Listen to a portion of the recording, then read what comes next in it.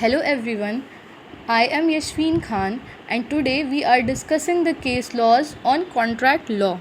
So the first case law we have is Balfour versus Balfour. Balfour was an engineer who served the government of Ceylon. Mrs. Balfour used to live with him. In 1915 they both went to England for leave. Mrs. Balfour was a patient of rheumatoid arthritis. The weather of Ceylon was bad for her health, so her doctor urged her to stay in England. Mr. Balfour verbally agreed to pay her $30 every month until she returned to Ceylon as his boat was about to set sail. But with time, their relationship deteriorated and Mr. Balfour stopped paying Mrs. Balfour the required amount of maintenance. In a letter to his wife, Mr. Balfour made the suggestion that they dissolve their marriage. They later had a legal separation which meant they were divorced. In 1918, Mrs. Balfour filed a lawsuit against Mr. Balfour for failing to pay the sum he was required in a court. So, the issues arose in this case where did Mr. Balfour ever intended to enter into same kind of agreement with his wife, Mrs. Balfour? Is contract between Mr. and Mrs. Balfour actually enforceable? The court in this case decided that husband and wife had no legal relationship or contract. By looking at the conditions under which contract was drafted and executed, it is possible to determine if the parties intended to establish a legal relationship. Therefore, Mrs. Balfour was not legally bound to pay money to Mrs. Balfour. Next case we have is Lalman Shuka versus Gauri Dutt. In this case, the plaintiff worked as minimum for the defendant. The defendant's nephew absconded and plaintiff was ordered to find out the missing boy. When plaintiff was not present, the defendant published handbills with the price of Rs 501 for anyone that can find the boy. The boy was found by the plaintiff, who then claimed the payment. At the time he found the boy, the plaintiff was unaware of the handbills. The plaintiff was duly rewarded with 2 sovereigns at Haridwar and Rs 20 on coming back home. He filed a lawsuit against the defendant after learning about the reward received it. The issues that arose in this case were whether the contract exists or not, or the circumstances qualify as a contract between the parties or not. The judges in this case, after analyzing all the facts, concluded that the proposer must have the knowledge of and consent from the offeree in order for a contract to be legally binding. The plaintiff in this case was unaware of the reward prior to performing the act. He only came to know about it later, in which there was no possibility of accepting the offer. Therefore, there was no contract between plaintiff and therefore plaintiff was not entitled to receive or claim the reward. The next case we have is Carlil versus Carbolic Smoke Ball Company.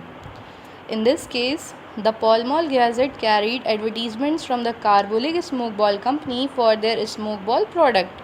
In the advertisement, they guaranteed to pay £100 in compensation to anyone who catches the flu after using the ball as directed for 2 weeks, 3 times per day. Additionally, it was stated in the advertisement that they had already deposited 1,000 points with the Alliance Bank as an assurance. After reading the advertisement, Mrs. Carlil bought the smoke balls and utilized them according to the instructions. But she afterward had the flu. After the defendant rejected the plaintiff's claim, the plaintiff filed a lawsuit against them to try to get the money refunded. Issues that were arose in this case were whether the agreement between parties have any legal force or effect. The judges in this case rejected the company's objection and decided that Mrs. Carlil and the company had legally enforceable contract for £100. Next case we have is Mohori Bibee and Dharmodas Ghose. Dharmodas Ghose, the respondent, was a minor who obtained a loan from Dutt, a lender in Calcutta, by claiming to be an adult and having executed a mortgage deed in his favor. The fact that the respondent was a minor was discovered at the time the mortgage was being examined for an advance payment. As a result, Kedarnath, the agent of Dutt, cannot execute the deed but still he executed a mortgage deed from the Dharmodas Ghose. The minor then filed a lawsuit against Brahmdutt through his mother and legal guardian and urged the court to nullify the mortgage deed because he was a minor when it was executed. The mortgage deed was revoked by the trial court after accepting the respondent's appeal. The High Court also dismissed the appeal against the decision, and then the appellant turned to the Privy Council to forward his case. When this appeal was submitted, the Brahmdutt had passed away, so his successor Mohori Bibee took his place as a result. The major issue which arose in this case was whether the contract is void or not. The judges in this case dismissed the appeal and held that there is no contract between minor and major person. The contract that was made or commenced shall likewise be void and not valid in the eyes of law because the minor was ineligible to make such a mortgage.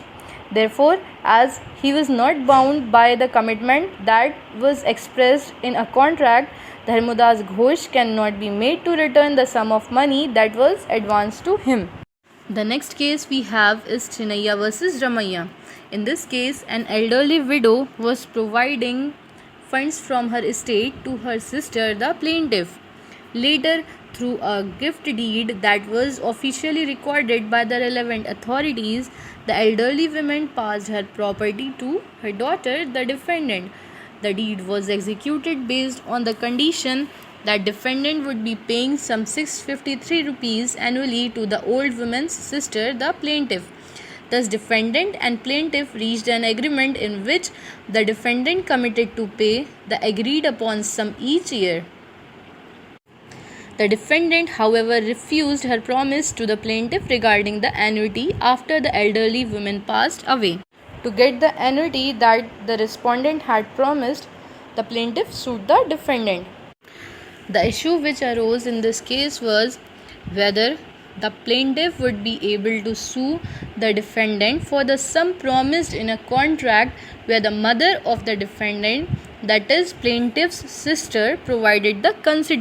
The court in this case held that according to the justification of compensation provided by Section 2D of Indian Contract Act 1872, each such agreement shall be regarded as a single transaction, and therefore the agreement enabling the respondent's mother to gift her the estate and the arrangement to pay an annuity is a simultaneous agreement.